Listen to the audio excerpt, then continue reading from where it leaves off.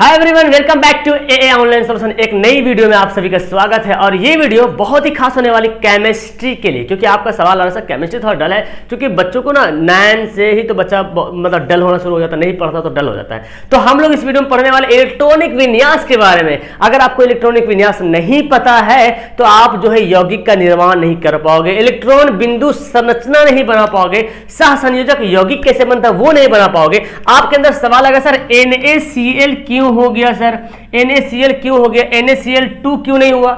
जैसे आपको होता ना, जैसे CaCO3 ये क्यों हो गया सर, Ca2CO3 क्यों नहीं हुआ, ये सवाल आपके दिमाग में। तो ये कैसे बना, NaCl कैसे आ गया, NaCl2 क्यों नहीं आया सर, है ना, NaCl आ गया, NaCl2 क्यों नहीं आया भाई, है ना। और इसके अलावा और भी बहुत सारा, AgCl2 क्यों हो गया, HCl क्यों हो गया सर, HCl क्यों हो गया, या H2Cl होना चाहिए था, इसको H2Cl हो जाता, या तो HCl2 होना चाहिए था, ये क्यों नहीं हो रहा है ऐसा, और ये क्यों सूत्र आ गया इसका फॉर्म, ये क्यों आता है। तो ये जो मैं बता रहा हूं आपको 9th में हो चाहे 10th में हो चाहे 12th में हो, ये बेसिक है। अगर आपको अगर ये पता है ना तो ये यौगिक आसान समझ में आ जाएगा, बनाने आ जाएगा। इलेक्ट्रॉन बिंदु संरचना होता है वो भी बनाने आ जाएगा, सह संयोजक बंधन होता है वो समझ में आ जाएगा, ठीक है ना। इसके अकॉर्डिंग आप जो है ना बैलेंसिंग निकालने सीख जाओगे। तो ये सबसे ज्यादा जरूरी है इलेक्ट्रॉन बिंदु संरचना हमको सीखने की। तो आइए इस वीडियो को हम लोग जितना अच्छे तरीके से हो सके मैं इसको बताने की कोशिश करूंगा। आप ध्यान से समझे और ध्यान से देखें। सबसे पहले तो मैं यहां पे बताऊं आपको कि सबसे पहले यहां पे समझिए कि कोई भी तत्व जो होता है ना, कोई भी तत्व होता है वो उसके चारों तरफ जो है इलेक्ट्रॉन चक्कर काटता रहता है, कोई भी तत्व। तो सबसे पहले आपको तत्व का नाम याद रखना पड़ेगा। अब तत्व का नाम तो याद कराओ ना, आपके पास नेट है, मोबाइल है, सर्च कर लो हाइड्रोजन परमाणु संख्या, हाइड्रोजन के परमाणु संख्या कितना है, हीलियम के कितना है, hydrogen, helium, lithium, beryllium, boron, carbon, nitrogen, oxygen, fluorine, neon, sodium, है ना। इस तरह से जितना सारा तत्व है, लगभग इंपोर्टेंट तत्व, उसको याद करना है, उसकी परमाणु संख्या याद करना है। परमाणु संख्या ही उसका जो है इलेक्ट्रॉन नंबर होगा, यानी कि हाइड्रोजन 1 है, परमाणु संख्या तो 1 उसका इलेक्ट्रॉनिक संख्या भी होगा, ठीक है ना। उसी तरह से अगर मान लें कि हीलियम 2 है तो 2 उसका इलेक्ट्रॉनिक संख्या भी होगा, ठीक है ना। तो वो आपको याद करना, अगर वो याद है तो फिर आप ये समझ पाओगे। तो कोई भी तत्व है, जैसे हाइड्रोजन है, हीलियम है, लिथियम, बेरिलियम, बोरन, कोई भी तत्व है दुनिया में, उन सभी के चारों ओर जो चक्कर काटता रहता है, चक्कर क्या काटता है, इलेक्ट्रॉन क्या काटता है, इलेक्ट्रॉन चक्कर काटता है। अब जैसे लोहा है तो लोहा फेरम होता है, अगर 26 नंबर उसका परमाणु संख्या तो 26 इलेक्ट्रॉन, अब 26 इलेक्ट्रॉन जो है चक्कर काटता रहेगा। तो चक्कर कैसे काटता है, चक्कर जो है एक ऑर्बिट के रूप में काटता है। क्या करता है, एक ऑर्बिट के रूप में चक्कर काटता है, इसको बोलते हैं ऑर्बिट। इसको हम लोग कक्ष भी कहते हैं ना, देखिए थोड़ा सा तिरछा हो रहा है, इसको कक्ष भी कहते हैं। चलिए अब समझते हैं यहाँ पे जो ऑर्बिट आपको यहाँ पे देखने को मिल रहा है, ये ध्यान समझिए। ये जो दिख रहा है ना, ये जो मैंने लाइन पढ़े है, ये दिख रहा है, इसको बोलते हैं कक्ष। क्या कहते हैं, इसको कक्ष कहते हैं, कक्ष कहते हैं इसको। हाँ, इस कक्ष को इंग्लिश में सेल कहते हैं, सेल। कक्ष बोले, सेल बोले, ओके। इसको ऑर्बिट भी बोल सकते हैं, ऑर्बिट भी बोल सकते हैं। क्या बोल सकते हैं, ऑर्बिट भी बोल सकते हैं। अब इस सेल में जो है ना, इस सेल में जो इलेक्ट्रॉन होता है, तो इस सेल को अरेंजमेंट करते कैसे, इस सेल को जो अरेंजमेंट करते हैं ना वो कुछ अलग ढंग से करते हैं। सेल का जो अरेंजमेंट होता है वो कुछ अलग ढंग से होता है। देखिए इसका नाम दे दिया, सेल का नाम दे दिया। ये जो पहला जो है ना शुरू वाला, ये समझो पहला सेल है, ये दूसरा सेल है, ये तीसरा सेल है, ये चौथा सेल है, ठीक है। ये मैंने सेल का नाम दे दिया, ओके। अब देखिए यहाँ पे जो पहला सेल आपको दिख रहा है, यहाँ पे जो पहला सेल दिख रहा है इसका नाम देते हैं के, इसका नाम KLMNO,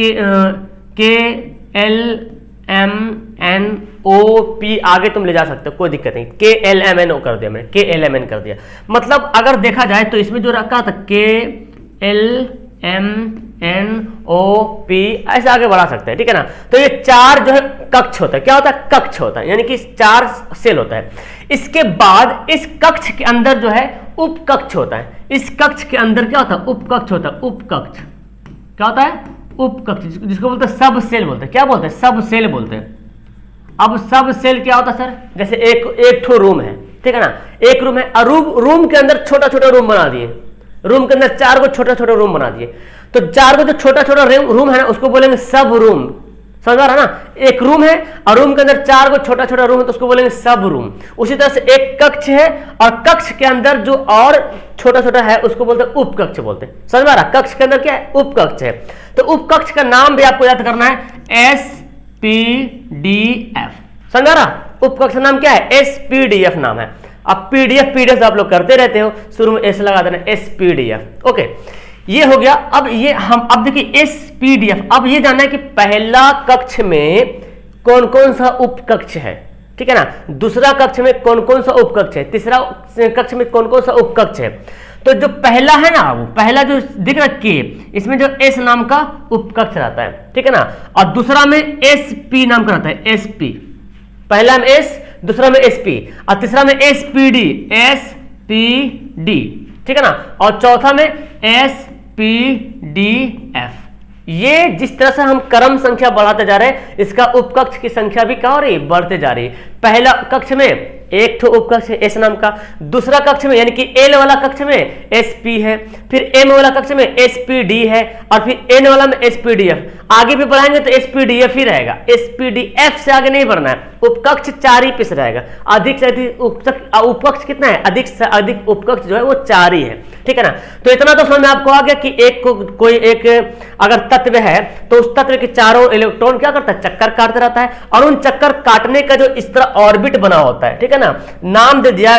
तो इसका नाम क्या दे दिया, 1 2 एल के एम, के एल एम एन करके नाम कक्ष का नाम दे दिया। अब के में क्या है, के में एस नाम का उपकक्ष है, एल में क्या है, एस पी नाम का उपकक्ष है, और एम क्या है, एस पी डी नाम का उपकक्ष है।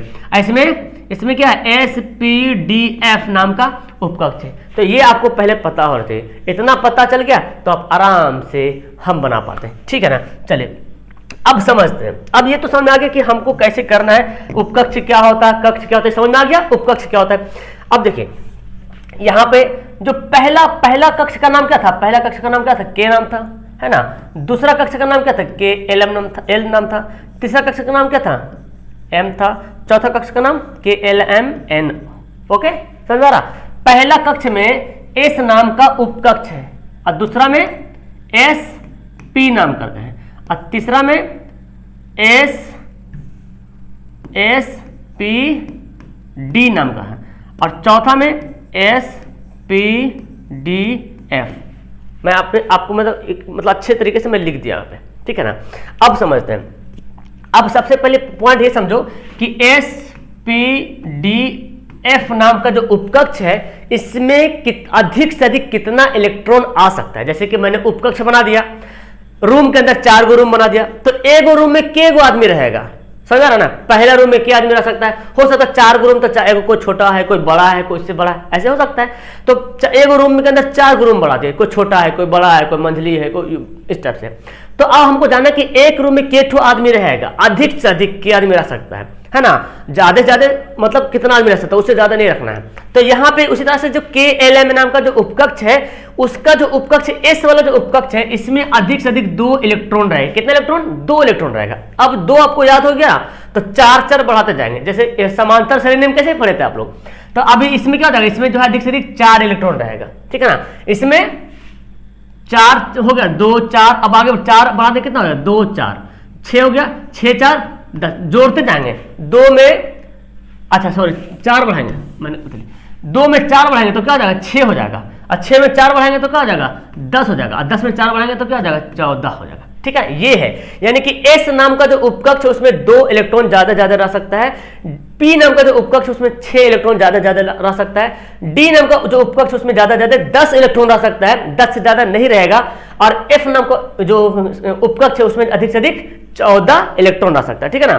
चलिए, तो ये बात आप समझ में आ गई। अब इसको मैं थोड़ा सा अच्छा से यहाँ पे मिटा के लिख देता हूँ सही से, ठीक है ना, क्योंकि यहाँ पे स्पेस भी हमको लेना है। चलिए अब देखिए, यहाँ पे ध्यान से देखिए, पहला उपकक्ष ये है हमारा क्या, के है, ठीक है ना। दूसरा के बाद क्या है, एल है। तीसरा क्या है, एम है। चौथा क्या है, के एल एम एन, ठीक है, समझ आ रहा। उसका देखो पहला उपकक्ष में कौन कौन सा, पहला कक्ष में कौन सा उपकक्ष है, एस नाम का उपकक्ष, ठीक है ना। ये पहला है, के पहला।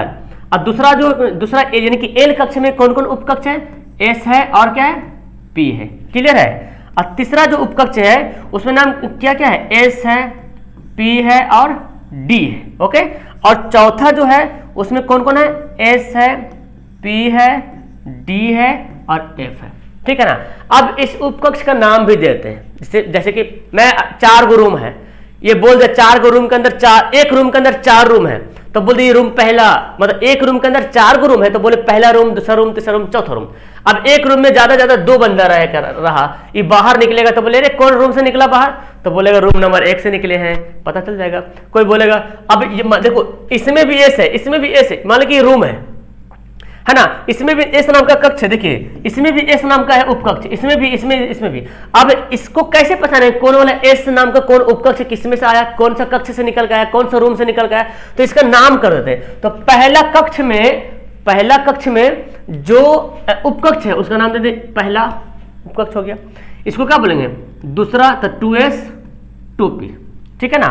ये तीसरा वाला है ना सेल, तीसरा सेल का तीसरा उपकक्ष है, तो तीसरा का ही असर पड़ेगा। माता पिता का असर किस पे पड़ता है, बच्चा पे पड़ता है कि नहीं, जैसा माँ है वैसा बेटा, जैसा बाप वैसा बेटा, इसी प्रकार। तो ये तीसरा रूम वाला है तो तीसरे ही उपकक्ष होगा, तीसरा, ठीक है ना। चौथा है तो चौथा। अब इसको हम लोग का एक डायग्राम से हम लोग इसको खींचते हैं, कैसे खींचते हैं ये देखो थोड़ा सा मैं इसको, हाँ यहां पे समझो,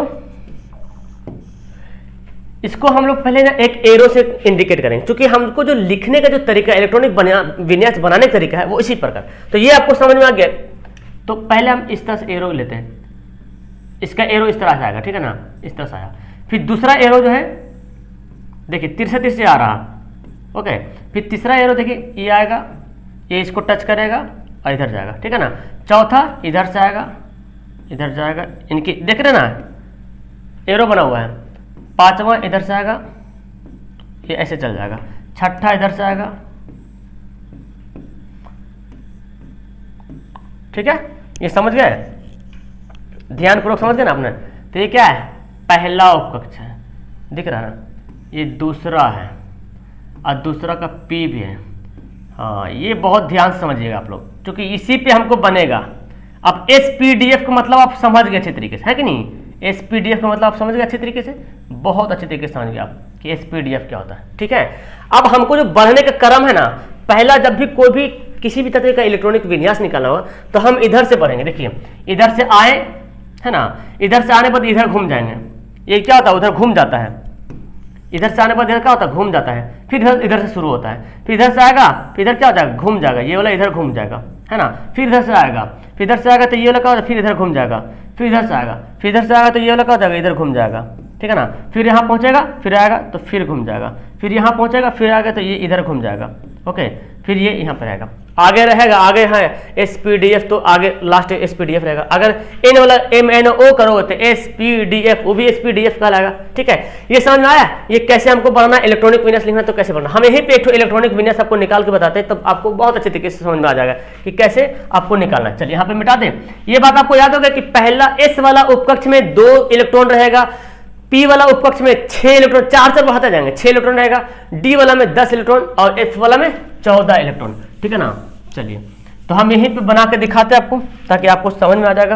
अब देखिए जैसे छोटा सा लेता है, जैसे सोडियम का, बहुत बार पूछता है सोडियम का इलेक्ट्रॉनिक विन्यास निकालिए, सोडियम का इलेक्ट्रॉनिक विन्यास निकालिए। तो पहले सोडियम का परमाणु संख्या याद रखना पड़ेगा, और जितना परमाणु संख्या होता है उतना इलेक्ट्रॉन की संख्या भी होता है, और वही इलेक्ट्रॉन तो होता है जो चारों तरफ चक्कर काटते रहता है। तो सोडियम का इलेक्ट्रॉन कितना है भाई, 11 इलेक्ट्रॉन है कि नहीं। सोडियम में कितने इलेक्ट्रॉन है, 11 इलेक्ट्रॉन है। अब हमको इसको अरेंज करना है, तो पहला अब 11 जाना है ना। अब देखो ये तो आपको पहला आपको पता है 1s, पहले क्या लिखेंगे 1s, और s पर कितना कक्षर है, s के ऊपर कितना इलेक्ट्रॉन है, अधिक से अधिक 2 इलेक्ट्रॉन है, तो 1s2 कर देंगे यहाँ पे, ठीक है ना। फिर इधर से बढ़ के कहाँ जाएंगे, फिर यहीं पे आ जाएंगे, इधर से घूमेंगे, फिर देखो ये वाला 1s 2s, है ना। तो इसको स्क्वायर 1s2 2s2 ऐसे स्क्वायर ही बोल सकते, कोई दिक्कत नहीं। अब क्या करेंगे, यहाँ पे आ जाएंगे स्क्वायर में, तो यहाँ पे क्या लिखेंगे आप 2s, कितना यहाँ पे है 2 है, क्योंकि s पर कितना रहता है, s पर अधिक से अधिक 2 रहता है ना। तो 1s आया, फिर 2s इधर गया।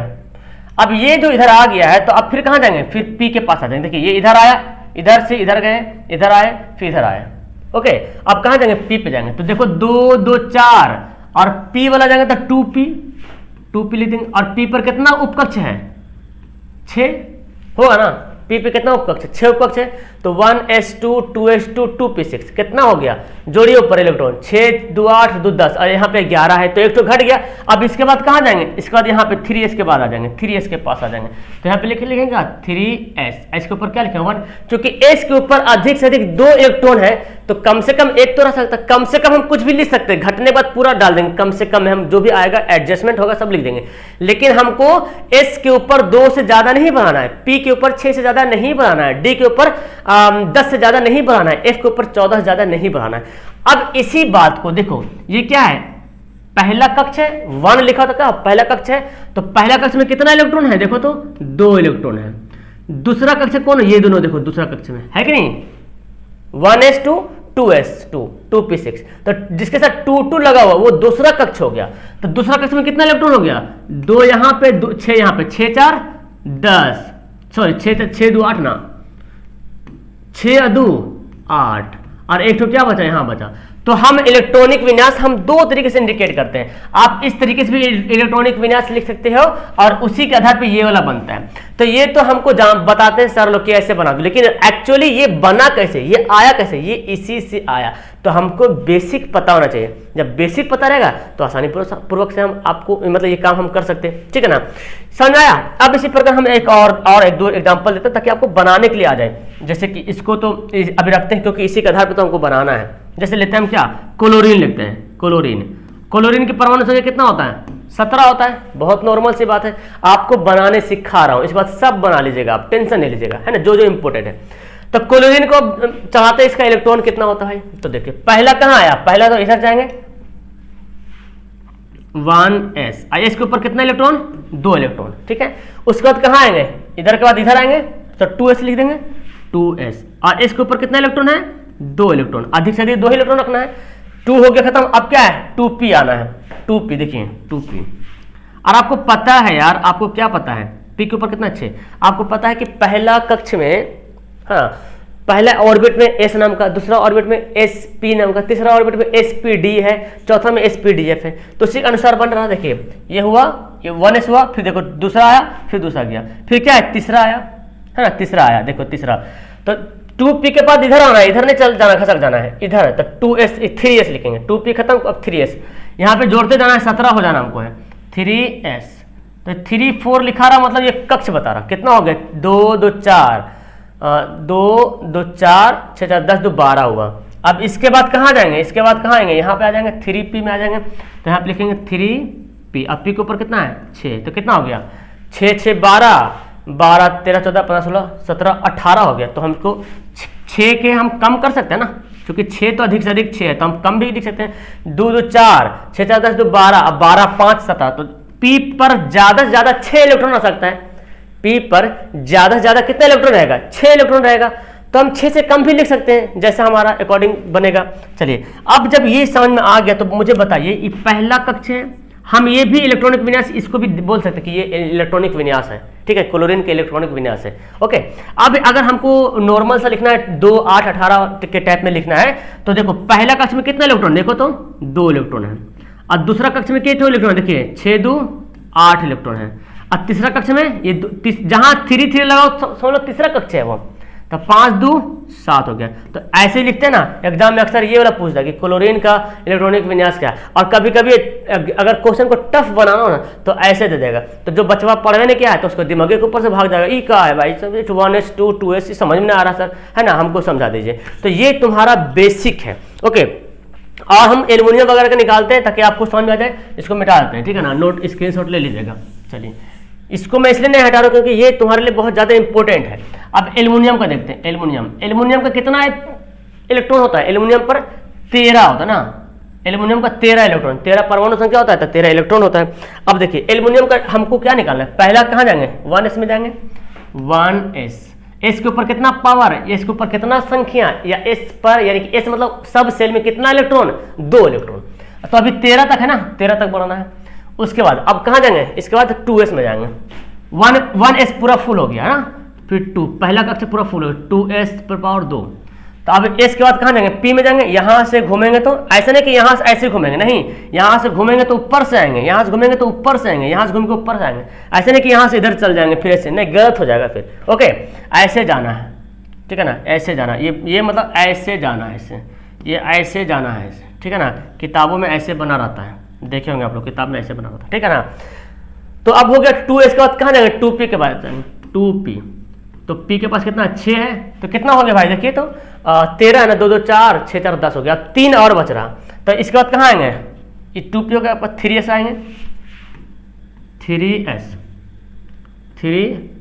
s में कितना पावर 2, तो 12 हुआ ना। अब 3s के बाद कहाँ जाएंगे, 3s के बाद 3p के पास जाएंगे, इधर के बाद इधर आएंगे 3p, तो 3p इसके ऊपर कितना है, एक ही लिखेंगे क्योंकि 13 तो लाना है, p के ऊपर ज़्यादा 6 होगा, लेकिन एक ही लाना है ना, 13 ही लाना था।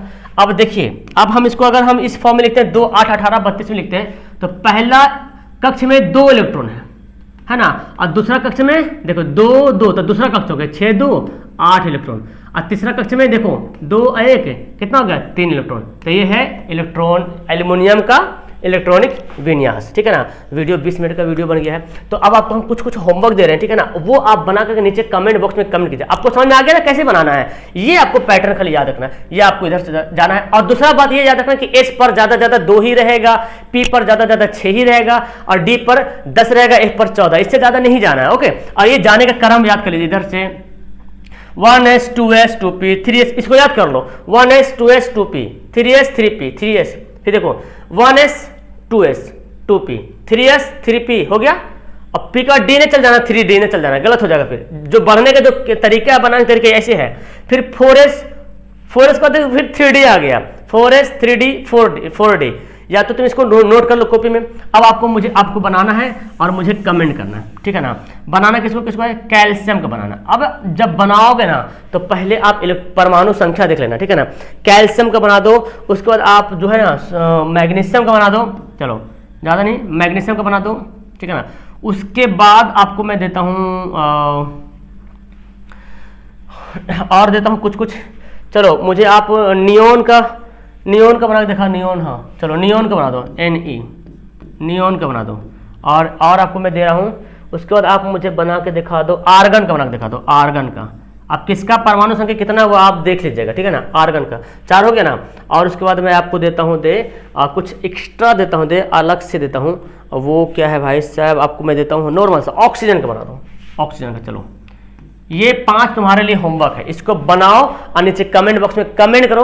जिसका कमेंट आएगा मैं समझूंगा कि आपको रियली में समझ में आ गया होगा, ठीक है ना। या तो अगर कमेंट नहीं कर सकते हो, नहीं लिख सकते हो, तो आप मुझे बता दो, या सर बन गया। या तो अगर ये बात नहीं कमेंट कर सकते हो ना, तो इससे ये जो बना ना, इसी से ये बना ना, इसी से ये बना, तो ये भी कमेंट करना, तो मैं समझ जाऊंगा। ओके, तो देखते हैं किसको समझ में आया, किसको समझ में नहीं आया। मैं तो पूरा अपना बेस्ट दिया समझाने के लिए। बस आपको ध्यान से देखना है, वीडियो को ध्यान से सुननी है मेरी बातों को, तब आपको पूरे अच्छे तरीके से समझ आ जाएगा। तो ये जब समझ आ गया, तो इसका आगे हम लोग इलेक्ट्रॉनिक बिंदु संरचना पढ़ेंगे, जो आपकी केमिस्ट्री में बनाना है ना। फिर साथ संयोजक बंधन कैसे वो बनाना है, फिर केमिकल इक्वेशन कैसे बनता है, केमिकल यौगिक कैसे बनता है, यौगिक कैसे बनता है, रासायनिक यौगिक कैसे निर्माण होता है, NaCl कैसे बन जाता है, CaCO3 कैसे बन जाता है, वो आपको पढ़ाएंगे। तो ये बेसिक था। उम्मीद करता हूँ कि आपको बहुत अच्छे तरीके से समझ में आ गया। वीडियो को लाइक करो, दोस्तों को शेयर करो, और अपने इंस्टाग्राम टेलीग्राम सब जगह फॉरवर्ड कर देना। That's all, thank you everyone. नीचे कमेंट कीजिएगा।